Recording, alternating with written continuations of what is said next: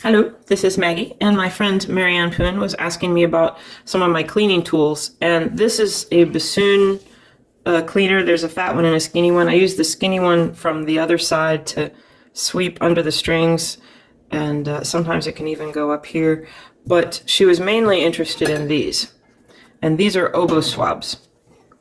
And I have two of them, and one of them is bent to where the skinny part's on the long side, and the other one's bent to where the fat part is on the long side. One of the reasons I like these is the skinny part goes right to the end, and you can really reach with it.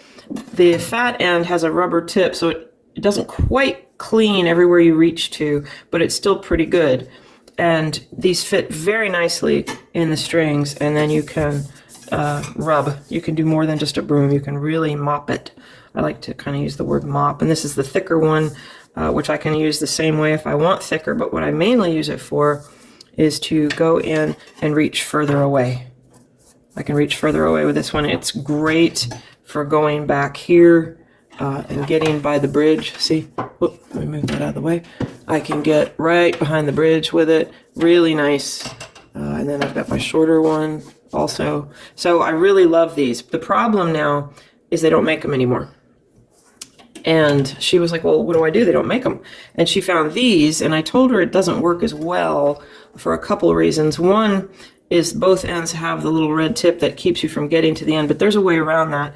And the other problem, which I'm going to go ahead and bend this right now and straighten it before I alter it. So it's a little thicker, so it's harder to get between the strings, but as long as you do it before you tune, it's really not a big deal, I don't think. The other potential problem, this works pretty good. The other potential problem is if your soundboard is far away from your strings, the mop gets in the way. On this piano, it's working great. So this would work. This would work. I am going to go ahead and alter this side to be skinnier, and I'm going to curl this end around so I can have mop at the very end, and we'll see if that gives us another advantage. But at the moment, this side totally works. I'm impressed. I'm pleased with it. So here we go. Okay, so this can work without alteration, but I'm going to alter it to see if I can make both sides useful. I just believe this is too thick to deal with, and I want a little more length to this part. So what I'm going to do is trim all of this. And this might be uneven, but you know what? I kind of don't care what it looks like. And I'm doing it on the floor so I can just sweep it up.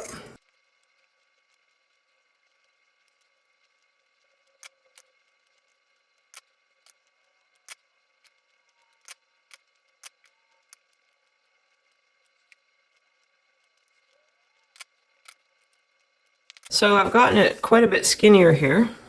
And now I want to get rid of the excess here. Let's see how well this trims. Let's see. Now I have the longer middle. I have this pretty skinny. It's skinnier than this one, and this one was skinny enough. I like to have a skinny end because sometimes around the plate there's a small space and a skinny one can get in there. So you can trim this as skinny as you want. I'm going to trim a little more. You could make this even if you want to. I don't know how much I care as long as it works. So I'm going to go ahead and bend it here again. There we are. And the last thing I want to do is curl this end around so I can get into spaces. And I've decided to curve it 90-degree angle to this bend because if it's curved down, if this is down, if it's curved this way, it's going to hold this up above the soundboard, and I don't want that. If I curve it up, this is up. If this direction, it fixes that problem, but then it might not fit somewhere. So I'm going to curve it to a side and hope that does it. Otherwise, I would curve it up. So I don't know how much it matters, but here I go.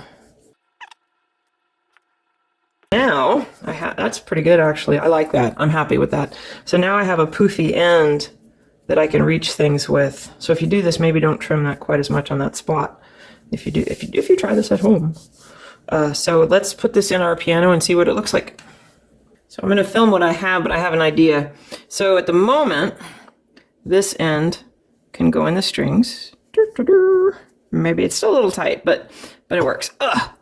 And here's the problem here. The fuzz catches the strings, but that works really well. So what I'm thinking Ooh, careful, don't hook the string with this bend when you come out.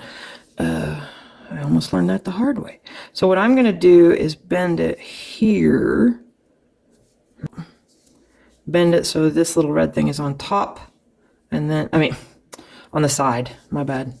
You want it on the side. So now I can do the same thing I did.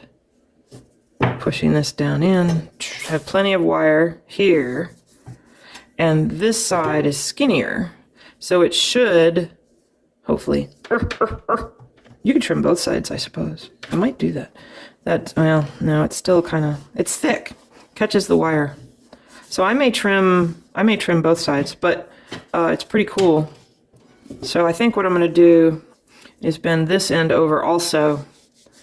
And I might trim this a little more. Not the end, obviously, it's small enough. And I might trim this just a little bit. But it works. It totally works. So you don't have to get the old-fashioned oboe cleaners. You can totally use these even just without altering them, but I prefer to alter it. I'm going to bend this over and I'm going to trim a little. I'm going to trim a little more here and just a hair on here, and then I'm going to be happy, but you could use it as it is. So that answers Marianne's question. Thanks for asking. I almost forgot. This is what Marianne bought and sent to me, so that's what I'm working with. Real quick addendum, this is my final version. I trimmed this just a little bit, and I bent the end over. I kind of like that, so I've got a skinny one and a slightly fatter one, and I'm pretty happy with it. Woohoo! And I will catch y'all later. Happy cleaning. Bye!